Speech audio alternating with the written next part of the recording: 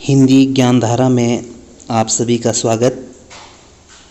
आज हिंदी ज्ञानधारा में क्षितिज भाग 1 कक्षा 9वीं मेरे बचपन के दिन पाठ का सारांश एवं प्रश्न उत्तर करेंगे, जिसकी लेखिका महादेवी वर्मा जी हैं।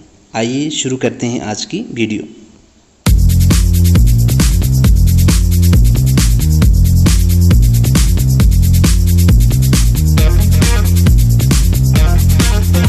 पाठ को शुरू करने से पहले लेखिका के परिचय में जान लेते हैं।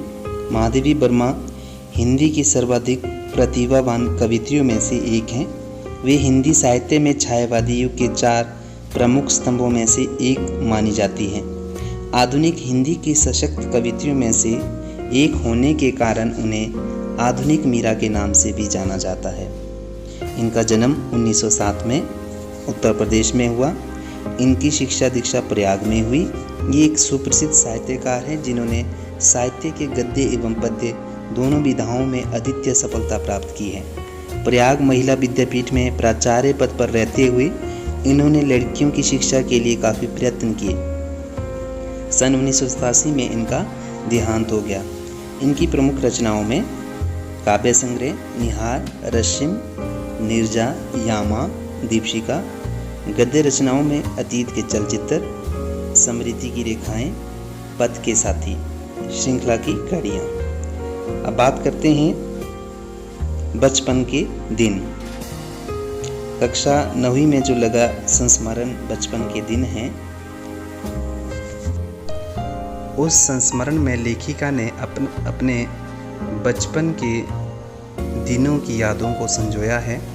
संस्मरण, जब भी हम अपनी यादों को लिखित रूप में लिखते हैं, साधारण शब्दों में उसे संस्मरण कहा जाता है। प्रस्तुत संस्मरण में महादेवी जी ने अपने बचपन के उन दिनों को स्मृति के सहारे लिखा जब वे विद्यालय में पढ़ा करती थी। इस अंश में लड़कियों के प्रति सामाजिक रवैये, विद्यालय की सहपाठिनियों, छात्रावास के जीवन और स्वतंत्रता आंदोलन के प्रसंगों का बहुत ही सजीव वर्णन है। लेखिका अपने बचपन के दिनों को याद कर कहती है कि वे परिवार में पहली लड़की पैदा हुई थी।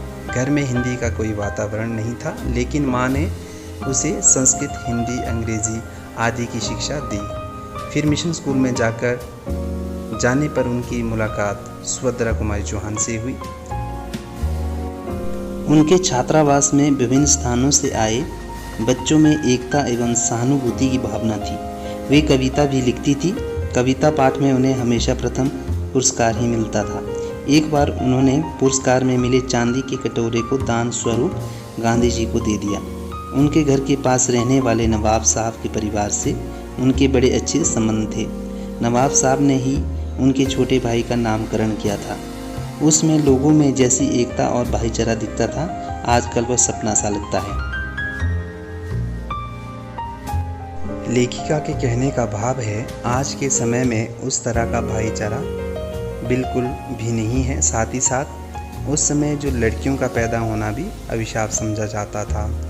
आप संस्मरण को सभी बच्चे किताब से पूरा पढ़ें और देखें कि आज के समय की तुलना उस समय की से कैसे की गई है और लेखिका ने किन किन उदाहरणों को संस्मरण में दिया है।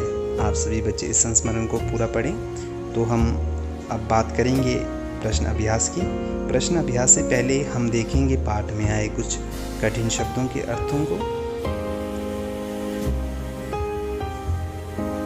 कठिन शब्दों के अर्थों में परम धाम स्वर्ग, प्रतिष्ठित सम्मानित, वाइस चांसलर कुलपति, निराहार बिना कुछ खाए पिए, फूल तांबे और अरांगे से बनी हुई एक धातु, पदक धातु का गोल टुकड़ा जो पुरस्कार के रूप में दिया जाता है, लहरिया रंग बिरंगी धारियों वाली साड़ी।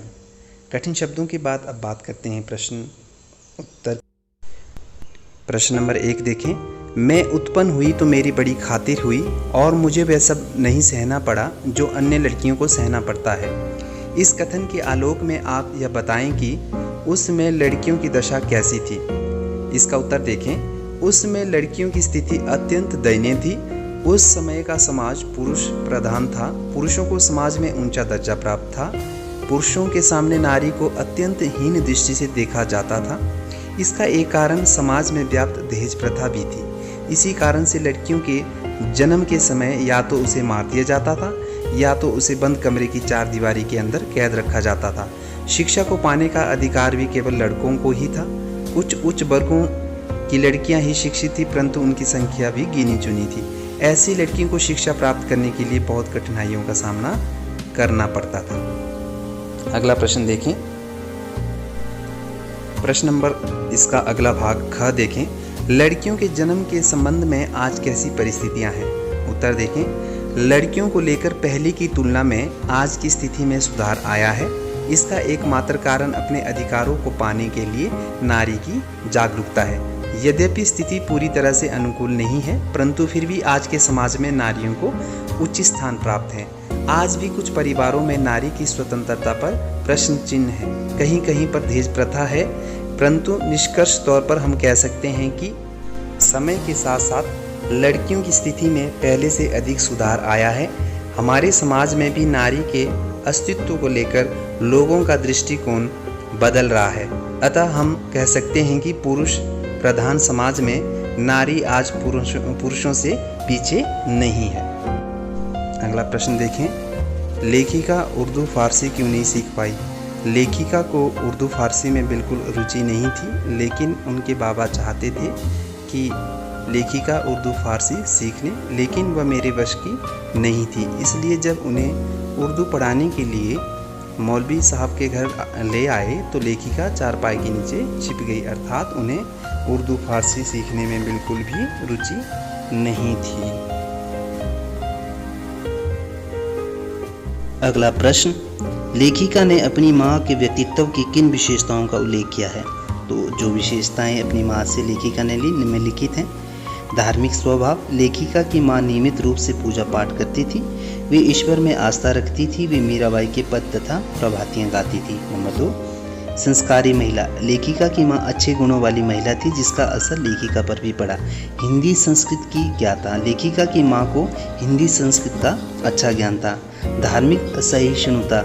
लेखिका की माँ धर्म सहिष्णु महिला थी, उन्होंने जवारा के नवाब के परिवार से अच्छे संबंध बनाकर रखे थे। जवारा के नवाब के साथ अपने पारिवारिक संबंधों को लेखिका ने आज के संदर्भों में स्वप्न जैसा क्यों कहा है? इसका उत्तर देखें। पहले हिंदू मुस्लिम को लेकर इतना भेदभाव नहीं था। हिंदू और मुस्लिम दोनों एक ही देश में प्रेम पूर्वक रहते थे। स्वतंत्रता के पश्चात हिंदू और मुस्लिम संबंधों में बदलाव आ गया। आपसी फूट के कारण देश दो हिस्सों में बंट गया। पाकिस्तान मुस्लिम प्रधान देश के रूप में प्रतिष्ठित है तथा हिंदुस्तान में हिंदुओं का वर्चस्व कायम है। ऐसी परिस्थितियों में हिंदू तथा मुस्लिम दो अलग अलग धर्मों के लोगों का प्रेम पूर्वक रहना स्वप्न समान प्रतीत होता है। ये थे बचपन के दिन संस्मरण के प्रश्न उत्तर और पाठ का सारांश। आप सभी बच्चे इसे कॉपी पर लिख लें। यदि किसी बच्चे को कोई बात समझ नहीं आती है तो कमेंट बॉक्स पर ज़रूर लिखें और साथ ही साथ मेरे YouTube चैनल को सब्सक्राइब करना ना भूलें। चैनल को ज़्यादा से ज़्यादा सब्सक्राइब करें और अपने दोस्तों के साथ शेयर करें और साथ ही साथ सबसे विशेष बात बेल आइकन दबाना ना भूलें। चलिए मिलते हैं अगली वीडियो में।